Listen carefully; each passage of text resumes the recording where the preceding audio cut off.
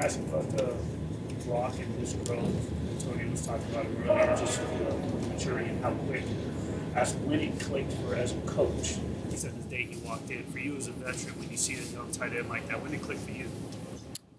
For me, when I noticed it in him, Yeah. um, That hit factor. well, it's hard to know a specific moment that defined, like when I knew he was ready to go. But I could tell when he first showed up. I did the panel with Max, Spill, and DJ. We went and talked to the rookies when they first got here, and I could just tell by the way he spoke and the way he was locked in. It didn't really seem like he cared about anything other than football. So when you got those type of dudes that's young and they come in like that and just lock in and grow and learn from all the veteran players, you can see something special in him. And obviously seeing his college tape and everything, you could tell he was ready to play. How were you able to break the ice with a kind of stoic guy like Brock? I don't think the ice. We still skating. I don't know if it's ever been fully broken, but yeah, you can see he's starting to express himself a little bit more, whether it's after the first downs or talking to guys a little bit more. He's opening up a lot more than what I anticipated at this point. But between he and I, it's not like a full blown. I don't think he's all the way comfortable yet, but he came a long way already for sure. Kind of like that, like, oh, this guy means business. Like, he's Yeah. not trying to make friends. And Nah, I mean, I'm always down. If it don't really matter, if you can tell when somebody's trying to make friends and they about business, like that's fine too. But you can't just be trying to make friends and not be about your work and not be locked in and never had to worry about that with them. So yeah, you get both sides of it, but for the most part, I'd much rather a guy come in and be quiet and locked in the way he has. On the field, what's impressed you most with his skill set so far? Brock. I mean, he really doesn't have many weaknesses out there, man. I mean, he's the type of dude, and when I say many, I just don't want to say any because I don't want to, kill him like that, and then everybody say, oh. But yeah, he's the type of player. He's got speed, great size. I mean, he's a matchup nightmare for a linebacker, most safeties, and I think he can win on a lot of corners as well. So when you got that type of size and you can run block and fit in the whole scheme, you'll be playing a lot of plays in the league. How do you practice, or have you practiced that sideline toe tap catch where you're horizontal? How do you do something like that? You gotta those are the ones you just gotta be great in the moment and make it. It's not it's tough to simulate that because it'd be a lot of falling on the ground. We like to stay up as much as possible, but yeah, we just sometimes you get them and you just gotta make it with the one you get. So you're not watching the Smooth Criminal video with Michael Jackson and the leaning forward and all that? Not this. No, I used to be a big fan. I used to watch it all the time, but it's been a while. After the Ravens game, you said the offense still has a lot of room to improve, but is it encouraging that you guys were able to, even though things weren't perfect, figure something out and put together that run before? Yeah, it's almost a better feeling. We was talking about it after the game. I think it's a good feeling when you go out there and play. You feel like you had a realistic, good game in all phases. But when you can beat a really good team without doing that, it almost is more promising sometimes. We left a lot out there.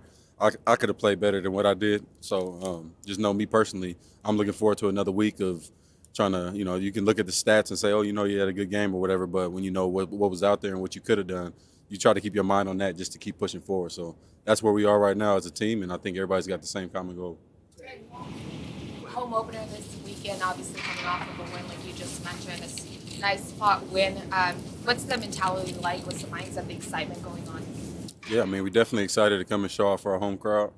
Hoping to get everybody in there and have a packed house with nothing but silver and black. And our fans, they've been great. They were great out in Baltimore, so they deserve another dub here at home and start off the right way and keep that rolling and keep protecting our house. How important is it to, as a veteran, to sort of remind and instill the message this week that, hey, this week's Panthers could be last week's Raiders, where nobody expected the Raiders to win, nobody's expected the Panthers to win. Yeah, I don't think this team has that mindset where anybody's thinking, we just gonna go in there and roll over them or they're gonna lay down. It's not that type of team, really. I mean, they got a lot of good individual talent. The record has improved that they're, an amazing team, but things can change at any point. Like you said with us, nobody had us winning that game, and we went out and took care of it. It's not about how good you are; it's about how good you play. So that's really what it comes down to. If you play better than another team one day, then you're the better team that day. So we got to lock in and try to be better than we were last week. Talk about that catch on the sideline. At this point, you've made hundreds of great plays throughout your career. Is it still like exciting? You still see all the memes, all the people passing around. Yeah. You still watch it on your phone. Yeah, no, it's. I mean, I don't watch it too much. It's still the same when you watch it the 20th time. So I don't get too. I don't like to live in my successes, but it's always fun to get one like that. That you get your friends and everybody else. That for us, we make grabs where we diving on the ground all day and practice. They don't get to see most of the stuff. You go out there and you get maybe 5 to 10 opportunities to show people, but it's a little bit more routine than what people may think. It looks crazy and it looks good on the replay, but in live action, it's not necessarily easy to get the toes down and all of that. But to catch that ball, we like to come down with that every time. How important is the relationship that you and Gardner have built and continue to build day to day to make those types of passes and like to get hit in front of the ball? It's the most important thing that a quarterback and receiver can work on is their camaraderie together, and he's driven to keep working, and he's made a lot of progress, and we've made a lot of progress together. So far from where we want to be, but it's kind of a never-ending cycle of just trying to get better and working on our craft. From our perspective, like momentum played a bit. Like the offense is built on itself, right? One play led to the next. Yeah. I don't know if that's true, but if it is, can that carry to a week, or does you have to start something over the next week? I mean, it can. It doesn't work out that way just because that's what you did, or just because you worked out or you worked on it or whatever. But it's something that we hope to continue to build on, and every week is different based off how you get played and the calls and everything. So you just got to try to take care of the small things one by one, and those add up to the big product. Was that something you guys could feel, though, inside the huddle as an offense, as, hey, plays started kind of going your way? Was that something that you guys can feel as a unit, that it was starting to go that way? Yeah, we know. I mean, this team, we've been talking about it for years now. I mean, obviously we've had different personnel over the past few years, but making plays is contagious. So anytime the defense goes out there and does it, that can shed something on. That's why you see sometimes, at least in 22, we throw a lot of shots after turnovers. They get a turnover, and then we come out and try to throw a bomb on them to take advantage of that. It just does something for the team's morale when you see people making plays and you can go out there and have an opportunity to convert on it as well. So we trying to build on that. Do you play with additional pressure when that happens? When like the defense is doing such a good job and you feel like there was that interaction right between Max. Yeah, no, there's no pressure involved in it at all. That's our job, and they're doing their job over there. So we know just in order to take pressure off of them more than anything, we got to do ours. Yes, sir. Cool. All right. Howdy. About the growth over the first couple of weeks, preseason, just the relationship between you and Brock and the growth you've seen him have on and off the field. Yeah, man. Gotta be honest with Brock. He was pretty great the day he showed up. You know what I'm saying? That dude's been making plays from day one. So I mean, to get him in game situations, to have the trust in him, has really been easy, man. He's earned it the whole time, and it's really cool to have a guy like that on your team. What's impressed you most just about him on the field and his skill set? I don't know, man. He's like, he wins in zone, has feel for zone, or wins in man, has feel for zone, and has some catch and run juice to him. I was excited to see how much juice he had after some of his first down catches. Getting up, being fired up. That was awesome to see. You've played for some teams that have good home field advantages. What is your anticipation for being in Allegiant for the first time in a regular season game? No, I'm so fired up to get home opener. Everybody says we're gonna have a great crowd, man. I'm ready to hear it, ready to see it, ready to feel it. It means a lot to us, and we want to make this one of those places. We want to make our home field a true home field and something that we love coming back to, and it's on us to make it that way. I asked Davante, it's sort of on the veterans and leaders and captains to instill a message, if it's even needed, that, hey, this week's Panthers are going to be last week's Raiders. Nobody expected y'all to win. Nobody expects them to win. You have to kind of go in there with that mentality. Yeah, absolutely. I mean, that's every week you got to earn it. There's no free passes in this league. It doesn't matter who you are. You know what I'm saying? Everybody's good in this league. Everybody can win in this league. So we got to have a great week of practice, and we got to show up, and we got to play our best ball no matter.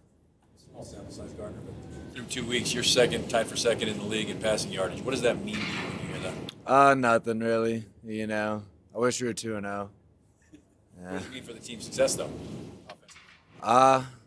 I don't know, probably run the ball a little more. You're also completing a high percentage of your passes as well. And you talked during training camp about wanting to maybe be a point guard type quarterback. Is that kind of the byproduct of that, spraying the ball around, being that facilitator? I think so, man. We've been seeing some kind of softer zone coverages. They've been keeping a top on things. I think we did a better job last game of when we got our one-on-ones, taking shots downfield.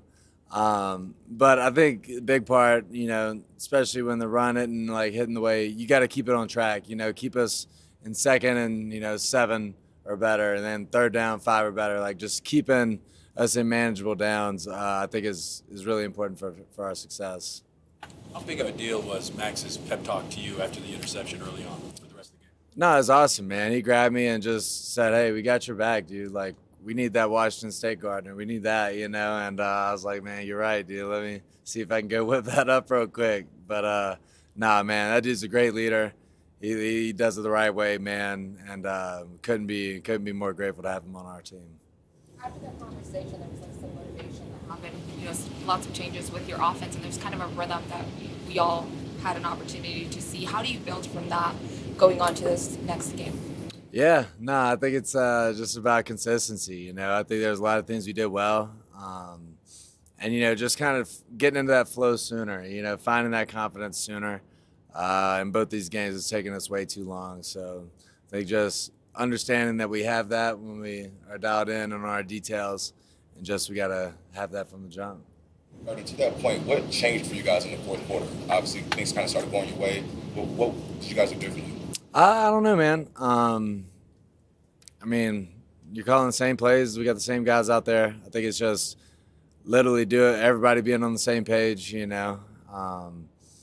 I put a lot of trust in those receivers, and they paid me back for it. I think that was a big part of it. The line held up, and we blocked really well down the stretch. I think everybody just taking their play to the next level, and that's what it's going to take.